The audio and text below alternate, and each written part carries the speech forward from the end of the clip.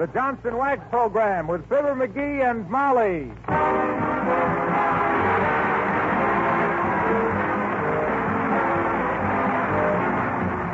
The makers of Johnson's Wax and Johnson's Self-Polishing Glow Coat present Fibber, McGee, and Molly, written by Don Quinn, with songs by Martha Tilton and the King's Men, and music by Billy Mills. The show opens with Great Day.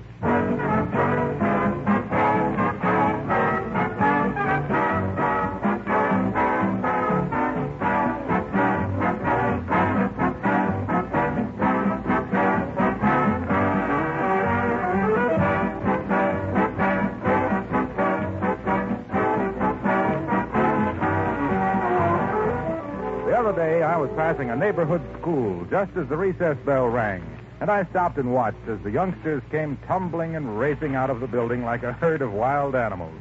Do you know what I thought about first? The abused floors in that school, and what a job it must be to protect them against that daily onslaught and keep them nice looking. You'll be interested to know that the makers of Johnson products have developed special wax polishes for floors in schools, office buildings, and hospitals. Floors that take a much heavier traffic beating than your floors at home. The next time you walk down a school or hospital or office building corridor, see if the floors look well cared for. If they do, chances are they're protected with Johnson's wax polishes. And just as your Johnson's Wax and Glow Coat save you both work and money, these special polishes developed for heavy traffic use also affect very large savings to the owners and managers of these properties. When you're buying polishes for your home, it will pay you always to insist upon the genuine Johnson's Wax polishes.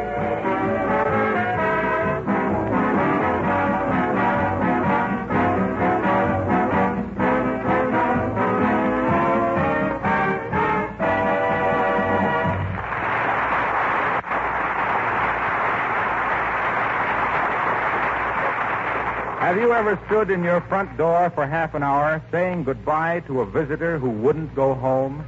Exasperating, isn't it? Well, here at 79 Wistful Vista, with his large feet blotting out the welcome on the mat, we find His Honor Mayor Latrivia, who seems to regret leaving Fibber, McGee, and Molly.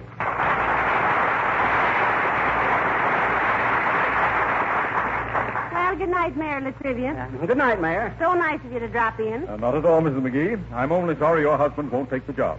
You're sure you won't reconsider, McGee? No, I'm sorry, Latrivia. I may be the right man for the office and all that, and I'd like to serve the city, but my time is so valuable. Being all took up with Chamber of Commerce work. Yeah, and besides, what does he know about catching dogs? Well, all right, if that's final, McGee. Good night to you both, and... Oh, my goodness, my briefcase. I left it on the coffee table, I believe. Oh, wait here, Trivial. I'll get it. Right here on the table. Here should be right here.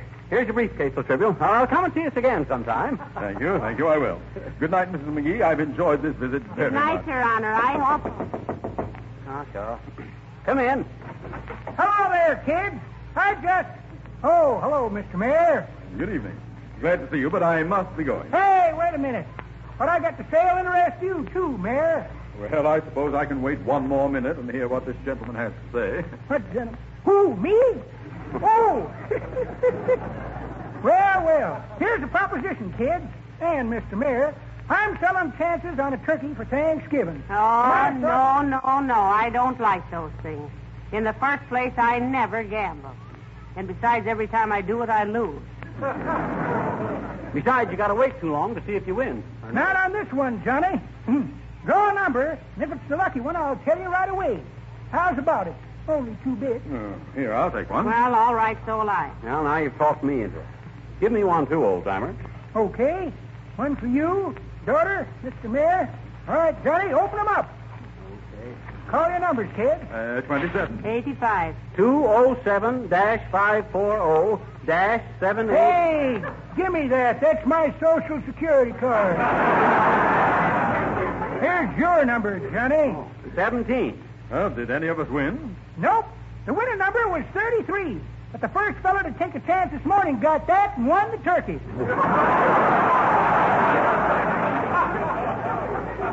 Kind of taken all the element of luck out of it, you might say. So don't feel bad about gambling, daughter. You never had a chance anyway.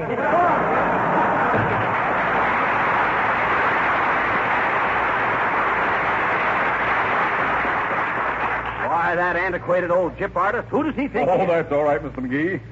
Takes all kinds of people to make a world, you know. Yeah, and that kind ought to go somewhere else and make one of their own. Must you be rushing off so soon, Mr. Mayor? Yes, Mrs. McGee, I have an appointment with a Miss Meach, a knitting expert. Oh, you taking lessons, Latrivia? Oh, no. No, she's making an Afghan for an aunt of mine for Christmas. Go on. How can anybody knit an ash can? No, he said Afghan, McGee. Huh? Afghan. It's a kind of a muffler for your hips. That's very good, Mrs. McGee. Very good. Yes, I got it. But as I say, I have an appointment, so I'll just be... by the way, do you know where Miss Meach lives? It's in the neighborhood. Meach? Never heard of her, Latrivia. You're right. Oh, dear. Well, may I see your telephone book a moment? I'll look it up. It's right there under the hall table, Mr. Mayor. Oh, thank you so much. Let me see.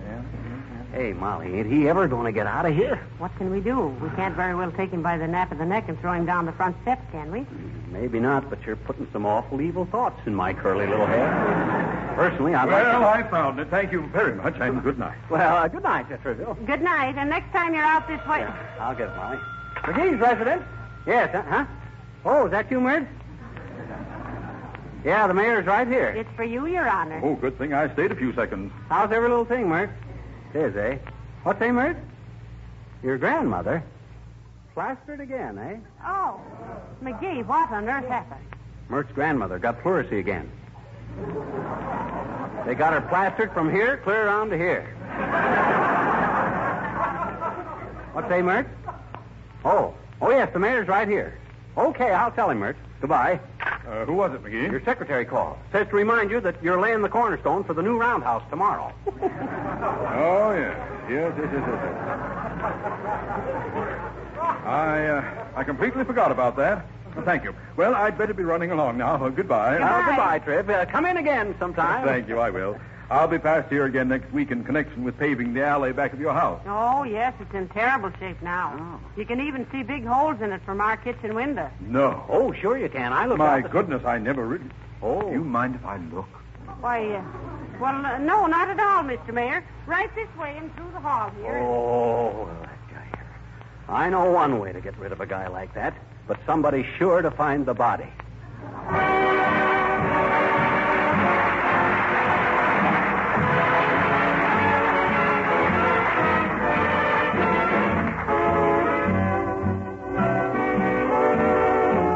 Martha Tilton sings My Silent Love. I'd reach for you like I'd reach for a star, worshiping you from afar, living with my silent love. I'm like a flame dying out in the rain, only the ashes remain, moldering like my silent love. How I long to tell all the things I have planned. Still, it's wrong to tell, you would not understand.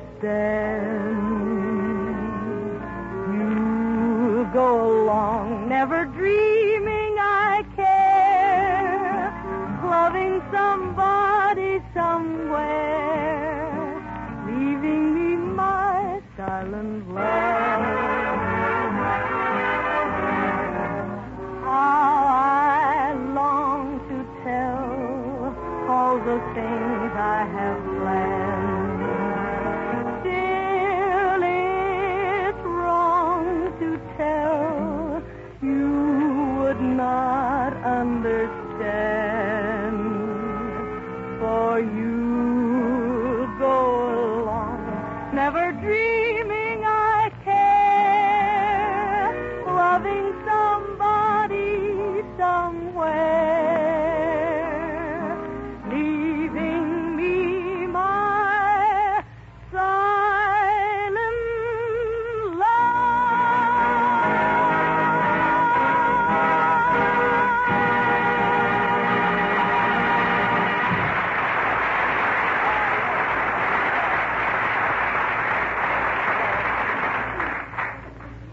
simply must be getting downtown, Mrs. McGee. I'm afraid I've overstayed my visit a trifle. I feel like the man who came to dinner. Yeah, he broke his leg on the way out, didn't he? Here, let me help you down the steps, Latrivia. No, never mind. I can make it. Good night, Mrs. McGee. Good night again. Good night, old man. Anytime you're down at the City Hall, I hope... What's the matter? Is there no hope down at the City Hall? You have a visitor, Mrs. McGee. A lady is coming up the walk. Ladies coming up? Oh. Uh-oh. It's Mrs. Uppington. Mrs. Uppington? Yes, you remember. She's one of our social leaders. Yeah. With a family tree that would make a giant redwood look like a sapling. And not a good-looking limb on the whole... McGee. Oh, hi, Uppy. How do you do, Mr. McGee? And Mrs. McGee. Hello, Abigail.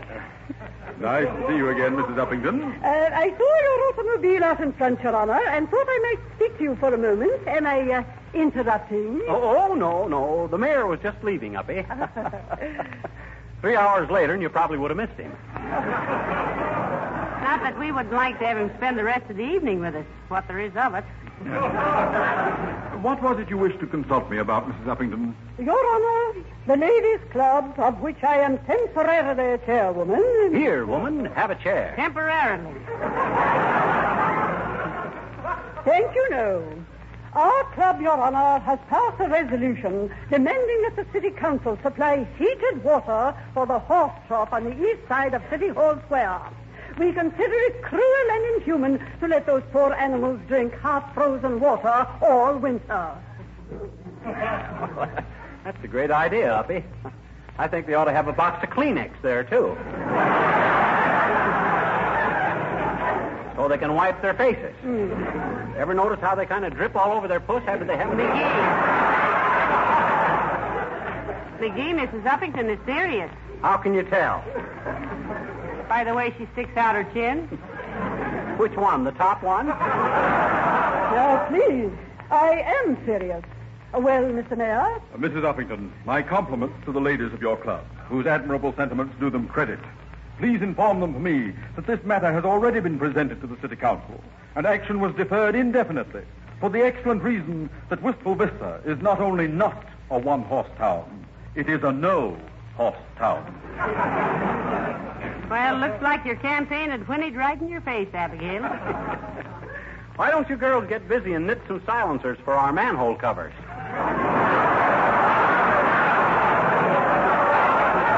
Mr. McGee, I bitterly resent your derisive attitude. It is a situation which demands immediate action. But, madam, in a community which lacks horses, but we have foreseen that difficulty, Mr. Mayor, and have collected the sum of $87 toward the purchase of a horse. Here, take it.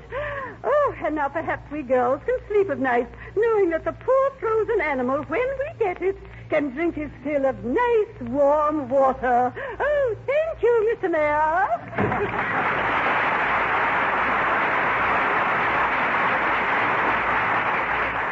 Determined sort of person, isn't she? Oh, she means well, Mr. Mayor. Just a little misguided. You know, last spring she wanted to go around and pick up all the baby robins and give them flying lessons. Yeah, she even bought time on the radio and called it We the Peep.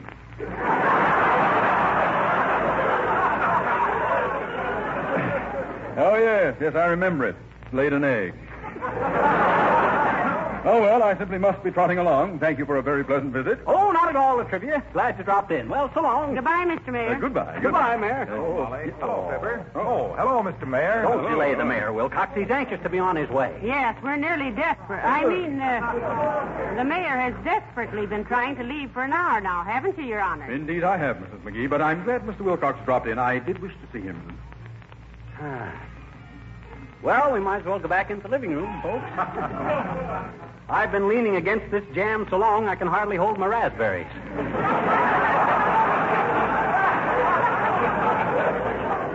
What did you want to see me about, Mr. Mayor? That parking ticket I asked you to fix for me a couple of days ago? That's exactly what I mean, Mr. Wilcox. Well, now, look, the circumstances of the case... Circumstances have nothing whatsoever to do with it. I wish to state categorically. Oh, categorically, my cat. Pipe down a minute and let me explain. Why, Mr. Wilcox, is that any way to talk to the mayor? Why not? Molly, I bawled a cop out once. You did? I surely did. I never raised my voice while I was doing it, too, either. And a good thing, because if he'd have heard me, I'd have got 90 days in the pokey. What's your excuse, Wilcox? Well, look, I got a rush call from a Mrs. Harrison. She'd only been married a week, and she was all upset, practically crying. Her husband was bringing some friends home from the office, and her kitchen linoleum was a mess. Dull and lifeless, faded colors, dry and patchy looking. She was so ashamed of it, she was almost in tears. Nevertheless, parking next to a fire plug, Mr. Wilcox, is It was the only place to park. This was an emergency. I dashed out there with a can of Johnson's self-polishing glow coat. For these rescue parties, you ought to carry a little barrel of it around your neck like a St. Bernard. Quiet, dearie. I want to hear about the little bride. Well, that's about all. I demonstrated to her how quickly Johnson's glow coat would bring out the beauty of the pattern in her linoleum. Yes.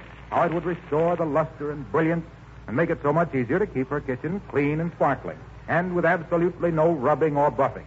Why, it saved the day for her. So you see, Your Honor, you can't let a measly little parking violation stand against the possible breaking up of a home, the wreck of a happy marriage, simply because... I'm sorry, Wilcox. I didn't understand the circumstances. You may forget the matter on one condition. I know, that I be more careful in the future. No, that you dash out and show my housekeeper about glow coat. My linoleum has got more cracks than the first 5 minutes of Bob Hope. I'll do it right away. So long, folks.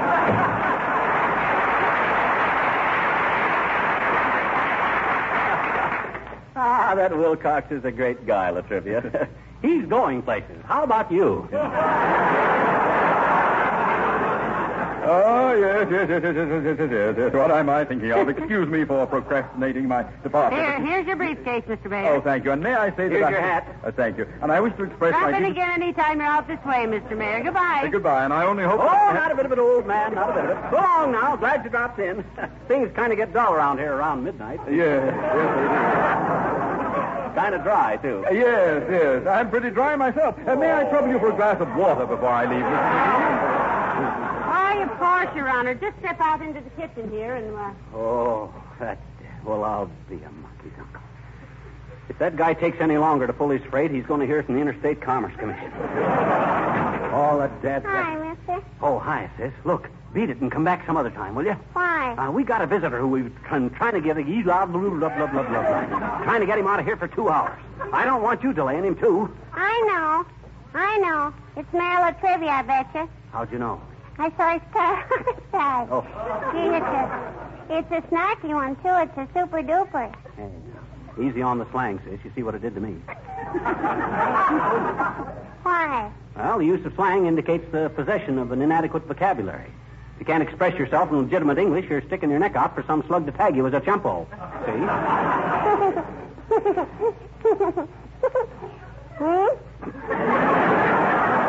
I said... My teacher says I'm dandy in English, I betcha. Oh, she does, eh? Hmm?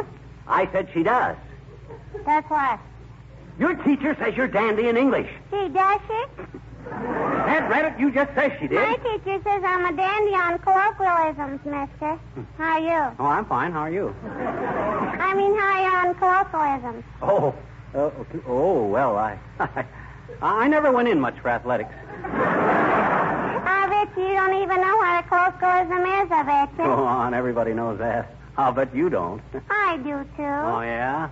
Well, then what is a colloquialism? An alcohol, or what? What is it? Well, Webster says the standards of English pronunciation, so far as a standard may be said to exist, is the usage that now prevails among educated and cultured people. Yeah. Though we must frankly admit the fact that at present uniformity of pronunciation is not to be found throughout the English-speaking world. What's Mayor Latrivia doing here?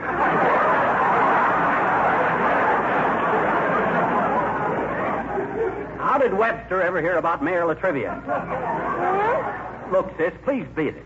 As it is, the mayor is sticking around here like honey on a hot cake. Like what? Like honey on a... I'm hungry. Oh, here's a quarter. Go get yourself a soda. Goodbye.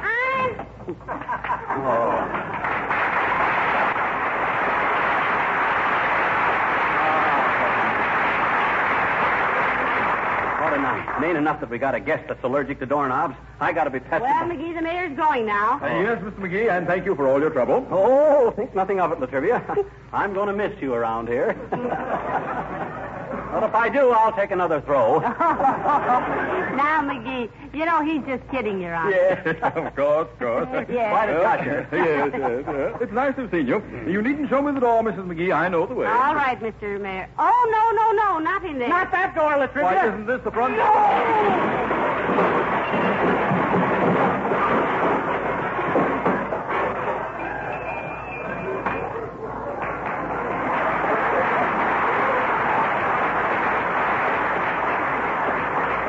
Gotta straighten out that closet one of these days. Come on, Latrivia, we got work to do.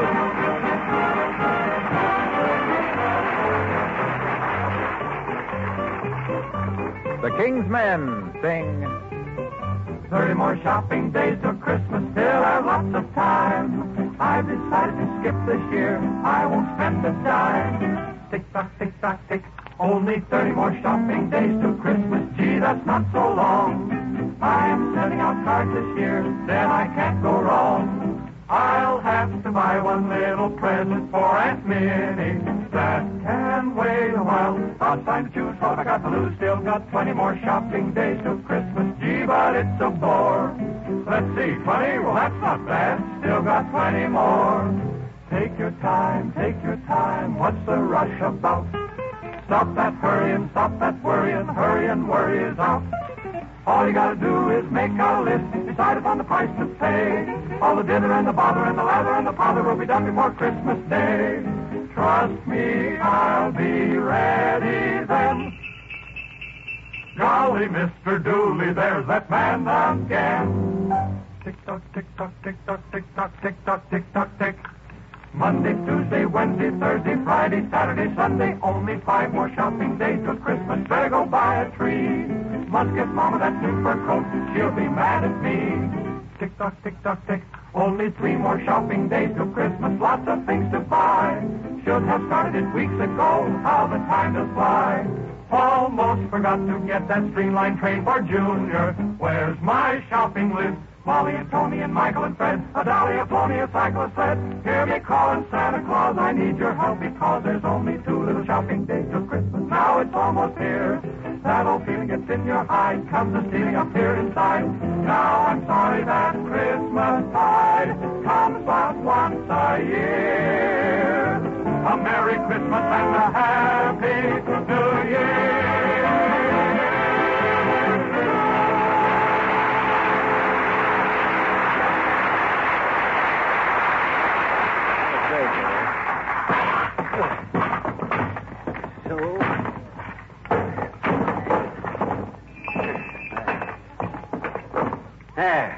Okay, Latrivia.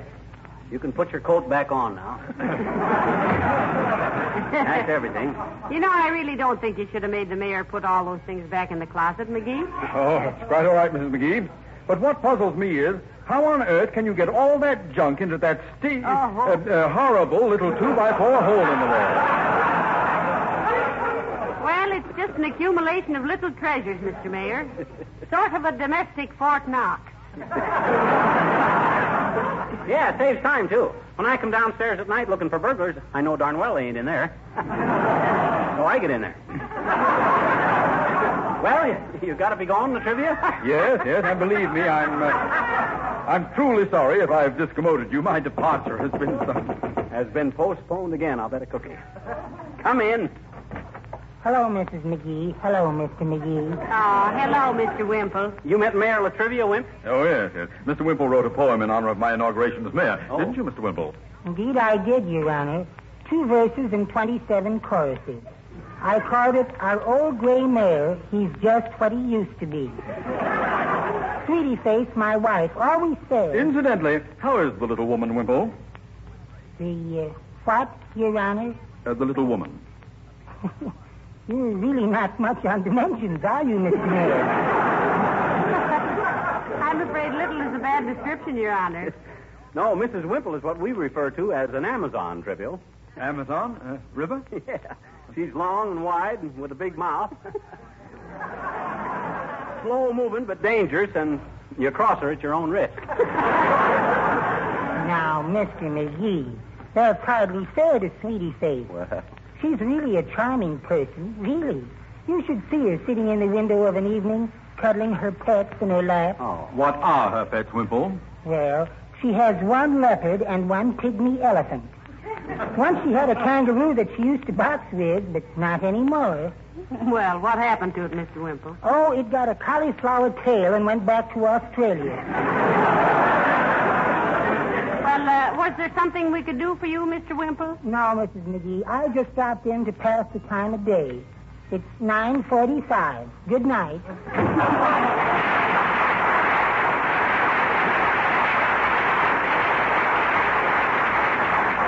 His wife must be quite a female. That, Mr. Mayor, is the understatement of the week. She is to ordinary femininity what Colonna's mustache is to the fuzz on a peach. Well, it's certainly been pleasant meeting all your friends, but all good things must come to an end, you know. Yes, that's what the hickory switch said when it was carried into the woodshed. Well, here's your hat and briefcase again, Your Honor. Thank you, and good night. You better get going, Latrivia. Sounds like rain. And let us know when you're going to drop by again, and we'll build on a guest room. Oh, that's very funny. Oh, I'd better wait. It might be for me again. Why, certainly. Why should anybody be calling us here? Answer it, McGee. Okay, if it's for you, Latrivia, shall I tell them you've left? Well, why should you tell them that? Oh, I don't know. I'm just a dreamer, I guess. McGee's resident. Who? Yes, he's here, but unless it's important, I don't want to... What say? Huh? Who? It is? Oh, my gosh. Hey, Latrivia, your secretary's calling. Says the city hall is flooded. Flooded? Oh, my goodness. Tell her I'll be right down. Hello. He'll be right down. Goodbye. Come on, Molly. Where? Well, let's go with him and see if we can help. Yes. Do come. Oh, this is terrible. Come on. Come on. He's flooded.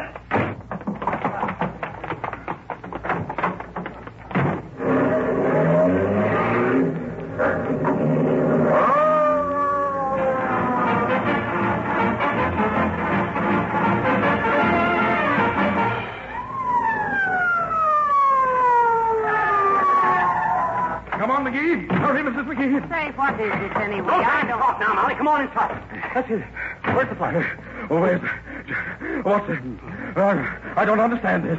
Everything seems perfectly normal around here. Well, it does to me, too. McGee. Huh?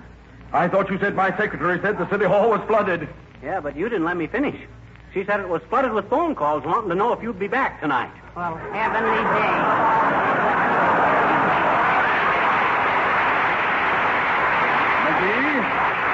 McGee, was this just a trick to get me out? Latrivia. That's why you're such a wonderful mayor. You catch on like a burr on a beagle.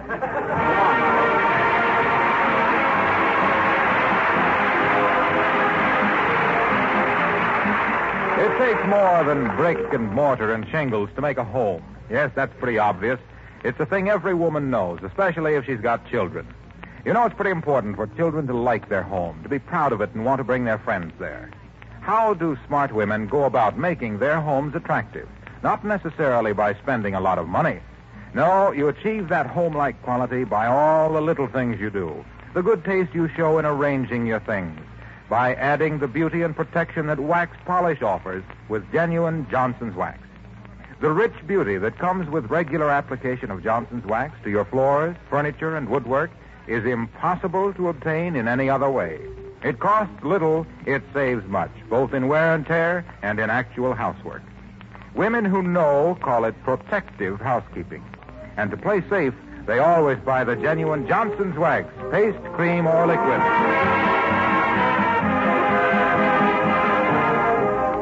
Hey, Molly. Yes, dearie?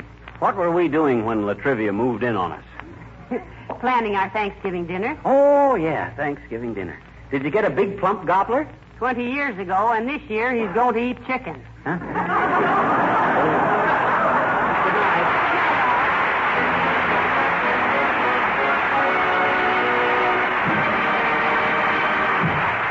This is Harlow Wilcox, speaking for the makers of Johnson's Wax Finishes for Home and Industry, inviting you to be with us again next Tuesday night. And may we urge you once more to join the Red Cross. Put your heart in their work. Good night. What product does two things at once? It's Johnson's Carnu, the modern auto polish that both cleans and wax polishes in one application. It used to take hard work and cost real money to do these two jobs, but with Carnew, you can do them in half the time. Polishing is a good start on your car, so why not get a can of Johnson's Carnew this week? This is the Red Network of the National Broadcasting Company.